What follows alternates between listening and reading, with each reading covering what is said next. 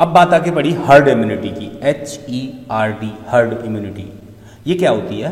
तो इसको अगर शाब्दिक रूप से लेके चलें तो मैं कहना चाहूँगा किसी समाज या समूह के कुछ प्रतिशत लोगों में रोग प्रतिरोधक क्षमता के विकास के माध्यम से किसी संक्रामक रोग के प्रसार को रोकना, प्रतिरोधक क्षमता के विकास के माध्यम से, यानी कि प्रतिरोधक क्षमता बढ़ जाए और उसके माध्यम से हम रोग का संक्रमण रोक पाएं, तो उसे कहते हैं हर्ड इम्यूनिटी। बात समझ में आ गई? हर्ड इम्यूनिटी का मतलब समाज के कुछ प्रतिशत। अब वो कितना प्रतिशत होगा वो अभी देखते हैं आगे चल के कि कितना प्रतिशत हमें चाहिए कि हर्ड इम्यूनिटी जिसे हम कह सकते हैं, और हमारी बॉडी उसके प्रति एंटीबॉडी पैदा कर लेती है। एंटीबॉडी पैदा हो जाते हैं, मतलब वायरस बॉडी में आया, हल्का फुल्का कुछ महसूस हुआ, बहुत ज़्यादा हमें दिक्कत नहीं हुई और हम ठीक हो गए, इसका मतलब हमारी बॉडी में एंटीबॉडी उत्पन्न होगी। एंटीबॉडी उत्पन्न होने का मतलब है कि वो वायरस, अब हमारी बॉडी पहचान गई है कि ये जो वायरस है ये इस तरह का है, इसका नेचर ऐसा है और इसको हम इस तरह से डिफीट कर सकते हैं। उसके प्रति जो एंटीबॉडी पैदा हो गई है वो हमें सुरक्षा देती रहेगी आगे तक। तो ये कार्य अगर कोई सिंगल 1% में होता है, सिर्फ एक आदमी में, तो ये उसकी इम्यूनिटी जानी जाती है, उसकी प्रतिरक्षण प्रणाली, उसकी प्रतिरक्षण क्षमता जानी जाती है। ठीक है दोस्तों, समझ में आ रहा है? चलिए, तो अगर ये काम, यही काम, इम्यूनिटी वाला काम जो इम्यूनिटी डेवलपमेंट का है, या मैं ये कहूँ एंटीबॉडी पैदा करने का जो काम है, बिना किसी मेडिसिन के, मतलब कोई वो एक अलग तरीका है कि हर्ड इम्यूनिटी प्राप्त करने के लिए हमें क्या क्या स्टेप लेने पड़ेंगे, लेकिन कोई भी आपने स्टेप नहीं लिया है और ऑटोमेटिकली ही आपकी बॉडी में ही इम्यूनिटी पैदा हो गई है। अगर ये सब कुछ किसी संक्रामक रोग के प्रति स्वतः प्रतिरक्षण हो जाए, किसमें? एक बड़ी आबादी में, एक फिक्स आबादी में,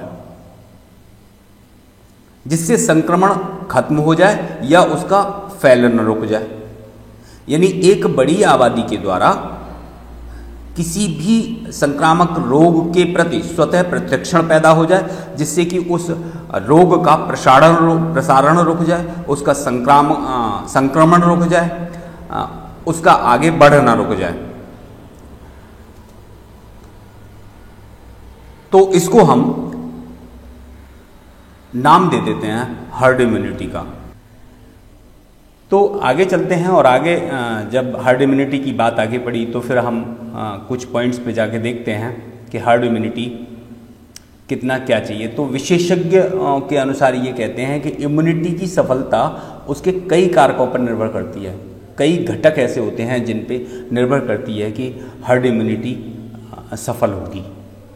जैसे संक्रमण के बचाव के लिए दिए जाने वाले टीके का प्रभाव, क्योंकि जो संक्रमण से बचाव के लिए टीका दिया जाता है उससे भी इम्यूनिटी ही डेवलप होती है बॉडी में। संक्रमण और टीके के प्रभाव की अवधि, उसकी अवधि कितनी है, और समूह का वह भाग जो संक्रमण के प्रसार के लिए उत्तरदायी हो। तो ये तो रही एक बात कि हर्ड इम्यूनिटी प्राप्त करने के लिए हमें ये पॉइंट ध्यान में रखना है। दूसरा, गणित की कुछ निश्चित मात्राएं हैं, उनका हमें ध्यान रखना है।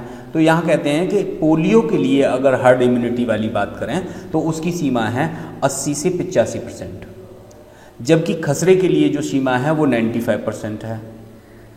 और कोविड-19 के लिए जो हर्ड इम्यूनिटी की सीमा बांध दी गई वो 60% है। अर्थात किसी समूह में कोविड-19 के प्रति हर्ड इम्यूनिटी प्राप्त करने हेतु समूह के 60% लोगों का प्रतिरक्षित होना आवश्यक है। 60% लोगों का प्रतिरक्षित होना आवश्यक है। इसका जो भी है मैं कुछ भी अपनी तरफ से नहीं कह रहा हूँ, ये ऑनलाइन एक पेपर है, डेली अपडेट है, दृष्टि नाम से पेपर है और उसमें ये दिया हुआ है। तो अब अगर मैं इस पे बात करूं तो मैं सिर्फ लास्ट पॉइंट की बात कर रहा हूं कि अगर अभी जो समस्या हमारे सामने है वर्तमान में जो उपलब्ध है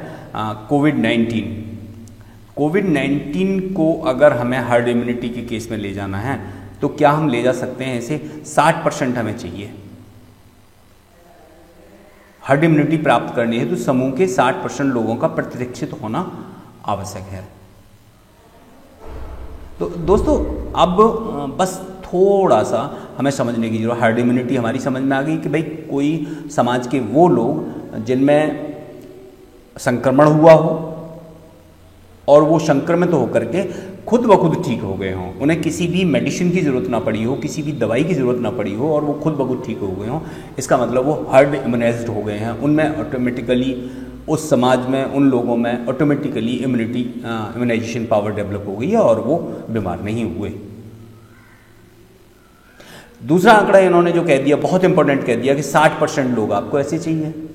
तो अभी पिछले दिनों आपको शायद आपने देखा हो तो पता होगा, नहीं देखा तो कोई बात नहीं है, पिछले दिनों बहुत टीवी पे भी बहुत ज़्यादा चर्चा रही है कि 80% पर्सन्स मेरे देश के ऐसे हैं, भारतवर्ष के, मेरा देश महान, मेरे देश के लोग 80% ऐसे हैं जिनमें कोरोना वायरस है लेकिन कोई सिम्टम नहीं है, असिम्टोमेटिक पेशेंट। ये मैं नहीं कह रहा, न्यूज़ पे आया है, doctor Trehan Medanta hospital CMD रहे हैं डॉक्टर पारिक, ये बड़े बड़े डॉक्टर, इन्होंने कहा है भाई 80% लोग ऐसे हैं और हमें हार्ड इम्यूनिटी डेवलप करने के लिए कितने चाहिए 60%। तो 80% जब ऑलरेडी हमारे यहाँ पेशेंट ऐसे हैं हार्ड इम्यूनिटी डेवलप करने के लिए, यानी जिनमें कोरोना वायरस तो है लेकिन कोई लक्षण नहीं है, असिम्टोमेटिक है, तो अब हार्ड इम्यूनिटी तो हमारे यहाँ डेवलप हो ही गई है। फिर क्या वजह रह गई